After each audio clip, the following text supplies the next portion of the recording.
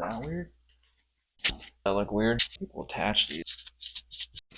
That looks like something. What's up? It's Josh from Glasslands, and I'm here to break down how I wrote the lyrics for our song Bottom Feeder.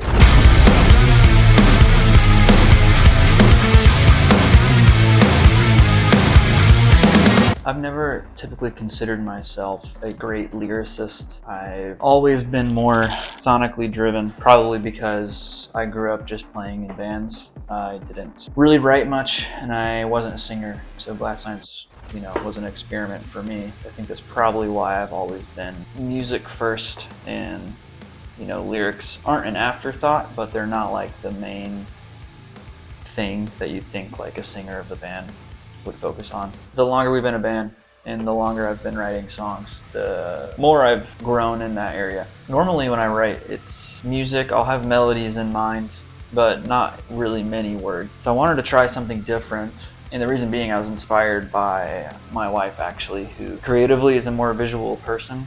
She kind of thinks about how things look, thinks about how words look. So she showed me one of her scribbles in her notebook. It reminded me of those cool notebooks in school. There's like boxes and doodles and scribbles and like the cool lettering. Never thought that would be something that was really attainable to me because I didn't consider myself creative in that way.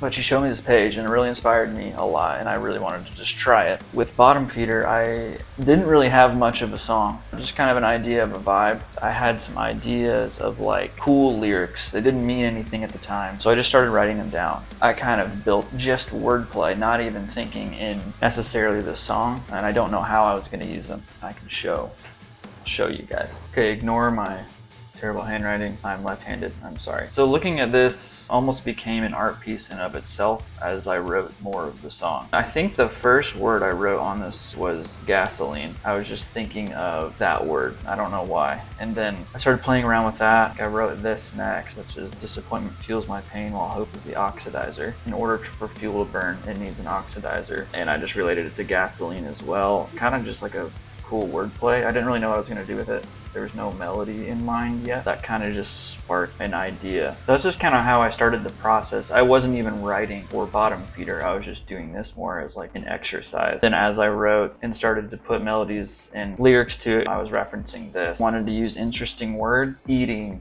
or feeding off the fuel that kills me. That kind of plays into the oxidizing. And then the song progressed. I kind of just brain dumped. I'm not really good at drawing. My attempt at drawing like a pill, a heart, supposed to be a rose. The rose painted blue. That's where I must have first written down that idea. This is the first time I took an approach like this. I created it all together and cohesively rather than like trying to force these lyrics and this melody into this small box that I created from the music. So you have to sing in this cadence or this vocal range. So I didn't want to trap myself in that box like I do a lot of times.